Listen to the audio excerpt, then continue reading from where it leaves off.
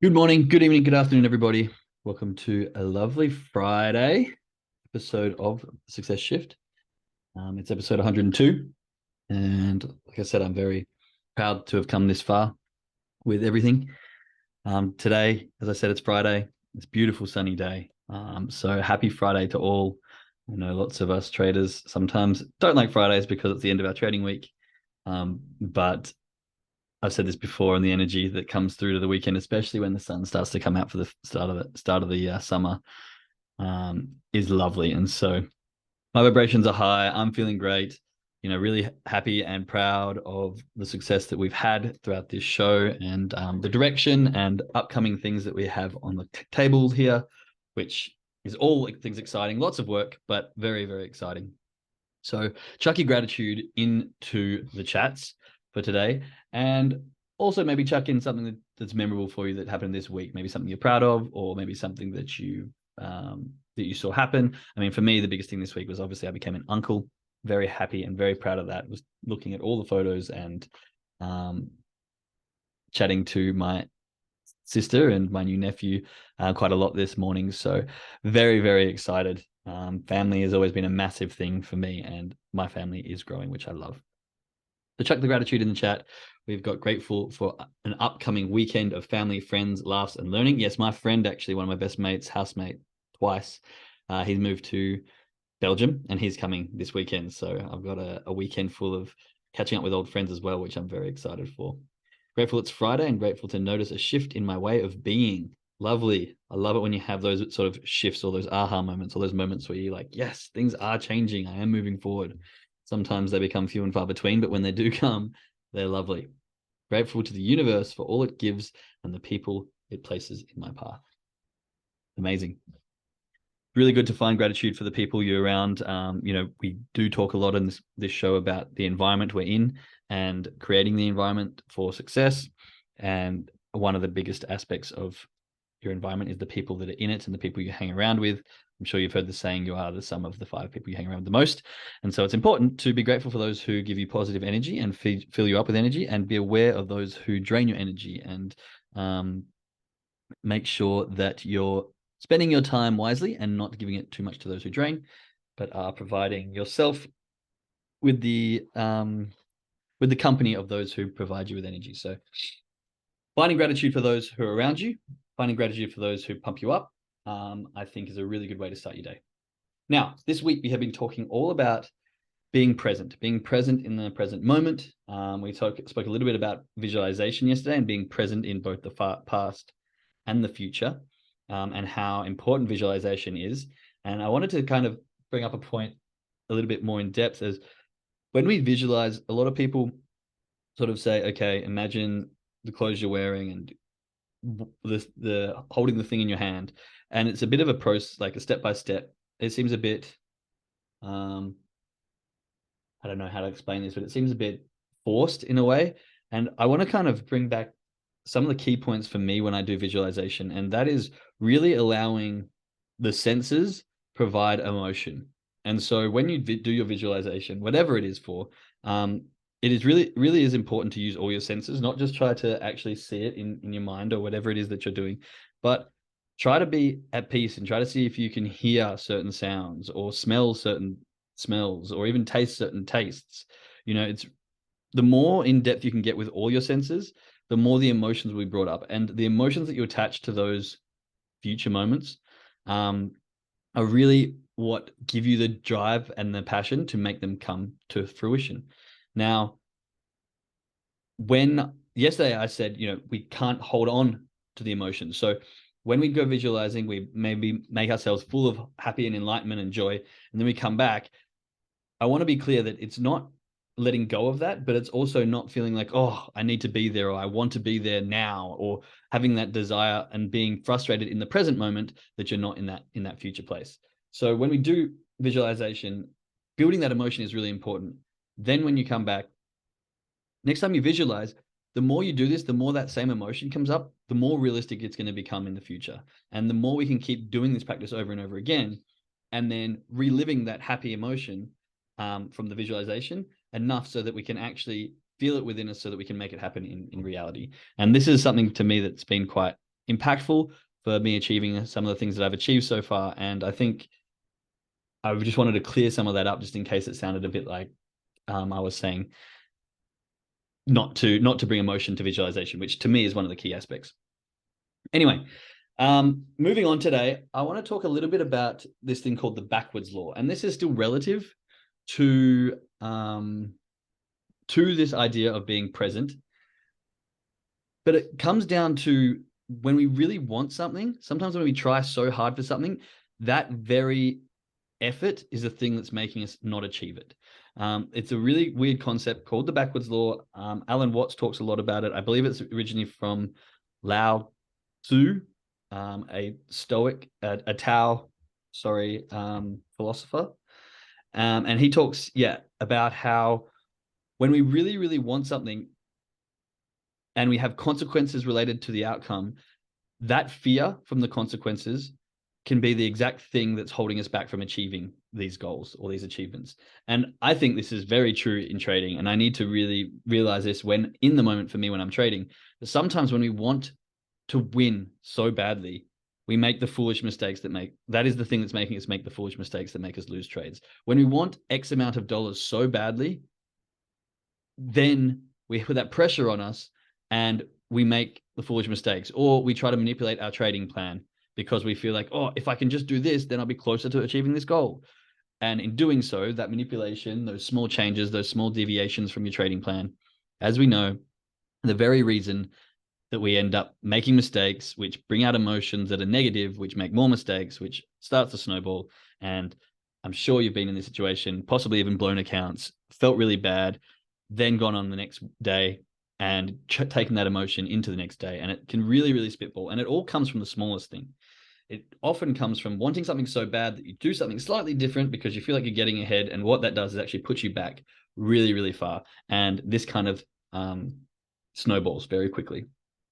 So the idea here is that we want to try and understand that when we're in the present moment, and I spoke about this yesterday or on Tuesday, when we're in the present moment just trading for fun, when there's no consequence attached to your trading, how often do you make a great trade? And not only that, but make the great trade and then manage that trade really, really well. It happens a lot. But as soon as we start to put consequence into the behaviors, we start to overthink. We start to become cloudy. Our worry outweighs our skill, and this creates bad performance. Now, when you become a master at something, you learn to reduce that worry, and you can perform your skills at peak levels under all sorts of conditions. Now, I've spoken about Kung Fu trading in the past, which I really, really like, but there's also a term that comes from the same kind of concept. It's called Wu Wei, I believe. And don't force anything. And this can be seen, and I speak about these analogies quite a bit in martial arts. You don't want to force anything. You just move, flow, you're very calm. And then just at the right time, when it's needed, you put in a bit of effort, you tense your muscles and you make the attack. The same kind of thing when we're trading, when we're forcing everything, there has been times when I've been on the charts and I'm like, what about this candle? How about this? This is engulfing. Maybe this could happen. And you're kind of jumping at everything and just wanting a trade to present itself so badly that everything looks like it's possible. And every little thing that paints inflicts some form of emotion. And you can feel yourself just like jumping at every little bit, tense. And when I was trading like that, I could honestly close my computer and have a sigh of relief because I was so tense during those moments. I was like, oh my God, I need to do this. I need this. I need to get this trade so that I can have this amount of money, or I need trading to work so I can pay my bills. This kind of needing so hard was the exact thing that was making me not trade well. And over time, that has started to change. And I still find that the times I'm trading bad is when I need it to work, or I feel like I need this trade to pay out, or I really need this to not be another loss. This needing is causing emotions which create the changes. And this is why a prop firm challenge can be so hard, because it takes us away from that infinite gameplay. It puts some consequences on our behaviors. It gives us a worry that overclouds our skill and our judgment. And so therefore, we don't have that clarity. We don't have that calmness. We start to lose our present moment focus, and we actually start to have angst about the future or depression about the past from our previous trades. Now, if we can start to acknowledge this, and I talk a lot about pattern recognition, pattern interruption.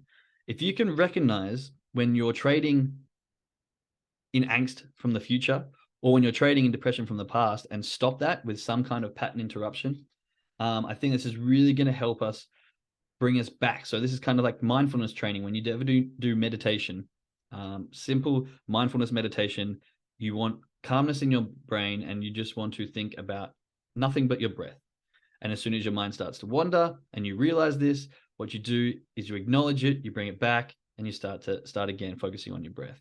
I think we can use this same kind of concept in trading, where if we're looking at the charts and it's just like, okay, this is what the charts are doing. Great. This candle closed. Does it match my trading plan? No. Okay. Doesn't matter. Or when we're going, oh, I need this to do this so that way I can get a trade, and you start to live in the future, then you need to bring yourself back, find that pattern interruption, and center yourself back to, okay, we need to be calm, be present, and not try to force anything with our trading. Does that make sense to people? Check some ones in the chat if this is kind of ringing a bell in the concept. And if you felt that way when you're trading as well, if you felt that tense, I need this to work, I need this to happen. 1. Yeah. So I'm definitely not alone in this.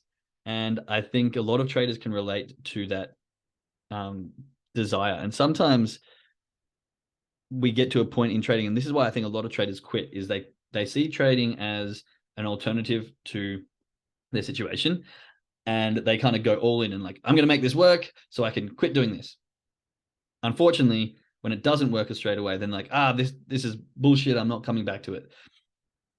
What some other people do is they go all in, and then they need it to work so bad that that's the very thing that's stopping it from working. So this is one of my mistakes, is I jumped into it full on, and I started to create bad habits, and I needed it to work really, really badly, and I wanted it, and I was just clutching at everything basically. And this created these bad habits, and this created these negative emotions within trading, and some of these things that I'm now having to work back on and try to weed out of my situation. And so to any new traders, I would say, do this with all your passion and all your desire, but do it with a safety net still in place, in the sense of do it with a bit of income coming in, or do it with a casual job.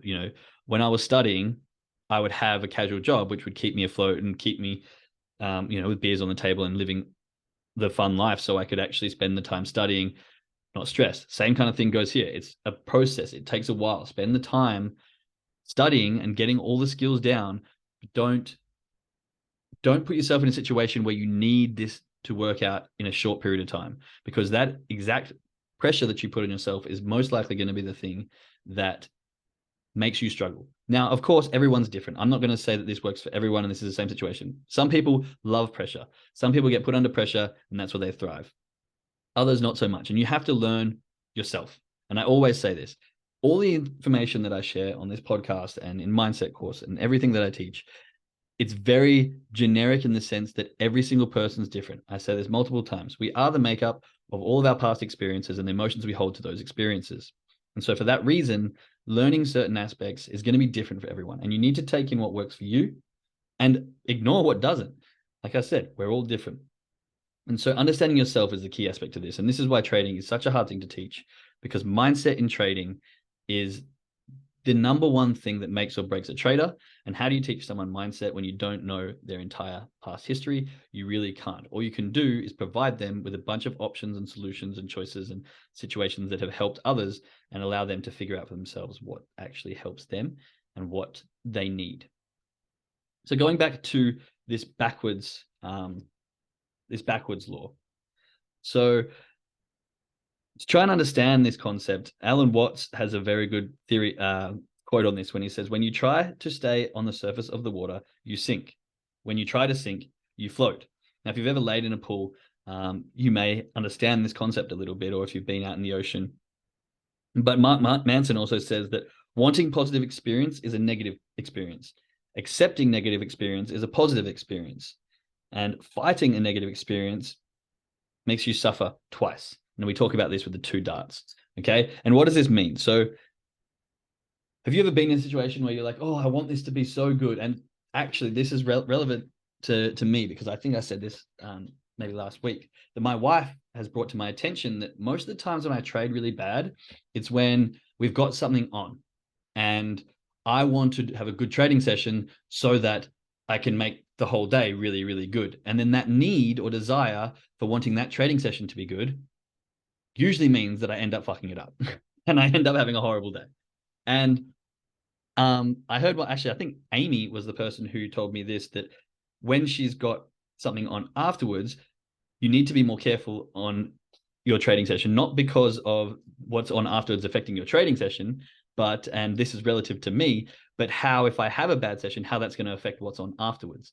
And so the event or whatever is in the day, often we say don't trade when you've got things that are occupying your mind because it affects your trading. But how does trading affect the rest of your day when you've got something else on, right? Yes, I don't trade on birthdays. See, there you go. I've noticed, and it's been brought to my attention by my lovely wife, that it's not so much about, how, well, it works both ways is what I'm trying to say. So it's not so much about how the event affects my trading, but also how my trading affects how I am in the event.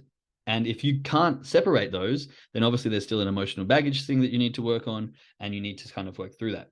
But this desire of mine to make trading sessions before or after, a holiday, or before or after a birthday or a weekend plan, pretty much 90% of those ones are always my horrible days trading.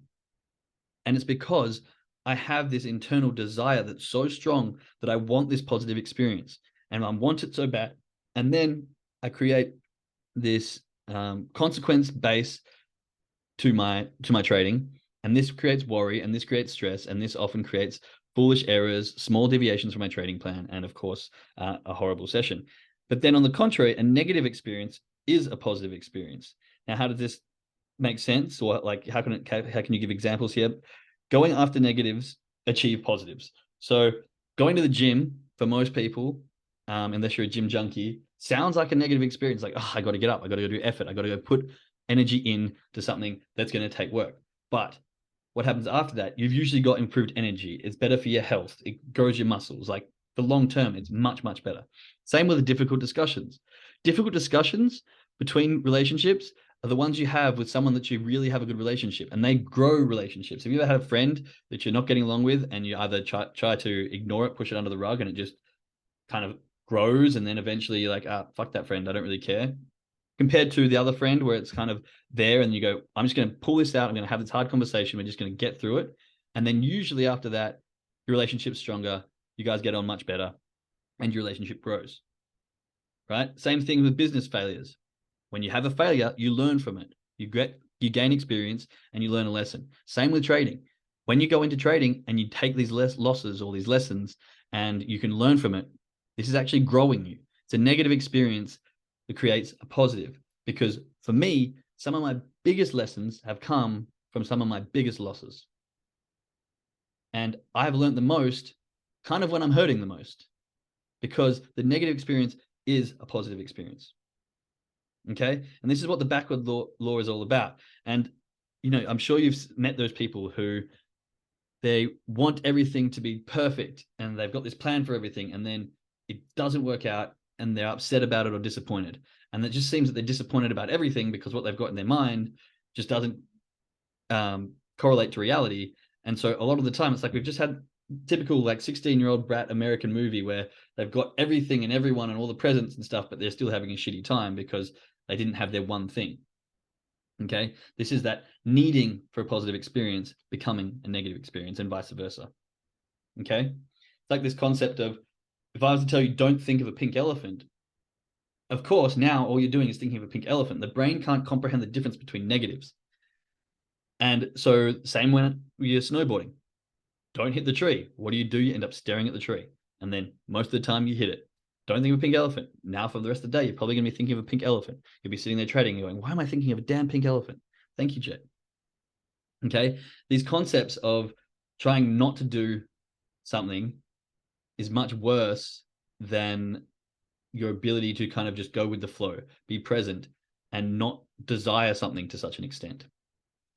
Again, when you're snowboarding, don't hit the tree. You're looking at the tree, you're thinking in the future tense, and you're going, anticipating, anxiousness because you may have that happen. And most of the time when you stay in that thought pattern, you end up hitting the tree. But when you're just present and you're like, oh, look at that, I'm not hitting anything. And right now I'm not hitting anything. Oh, and I'm still not hitting anything. And it just stays that way.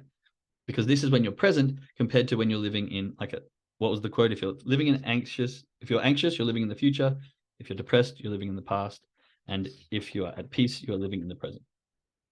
So I really wanted to try and use this backwards law to kind of wrap up a little bit about our the concept of being present in the moment and how that can affect a lot of things in our life. And this relates to the flow state as well. You know, the flow state, as soon as you start thinking about the flow state and being in it and wanting to stay in the flow state, you get out of the flow state. So this backwards law, that oddly makes sense. I know it's really upside down and it's a really hard thing to wrap your head around. But I think once you can grasp a concept of this, you can start to bring your attention to those times where you're needing and wanting something so bad and go, hang on, the backwards law, let's let go of some of this. Let's not try so hard to make this happen and just be and see what happens. Again, when you trust your skill, when you trust your ability and you trust yourself and just allow your skill without worry, without overthinking to take over, more often than not, you'll find that you have the ability you didn't realize you had.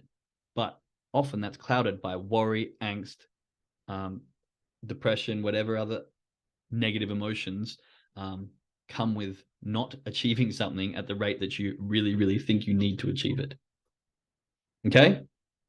So I hope that made a bit of sense to wrap up on a Friday, just to spend your weekend going back and forth, get you a bit upside down in your thought patterns. I'm going to leave you with this last quote from Allan Watts, which I really love. And he says, "The Godhead is never an object of its own knowledge. Just as a knife doesn't cut itself, fire doesn't burn itself, light doesn't illuminate itself." Often we don't realize our own ability when we are the person, right? So take a step back, be present, have a look at everything with a non-needing kind of eye, shall we say, and just allow yourself to be and just trust in your ability and use your recognition, use your pattern interruption. And hopefully this will make trading a lot less stressful and a lot easier and give you the results that we want, and make sure that you don't deviate from your trading plan so much. Okay? Anyway, I'm going to wrap it up there. Thank you so much. It's been good to be back for the first week. I must admit, having a few weeks off left me a little bit nervous and a little bit unsure, but we're back in action. Episode 102. The interview episode of 100 will be coming out this weekend, so make sure you jump onto that. If you haven't listened to it already, go back and listen to episode 100 with Teresa Guthrie.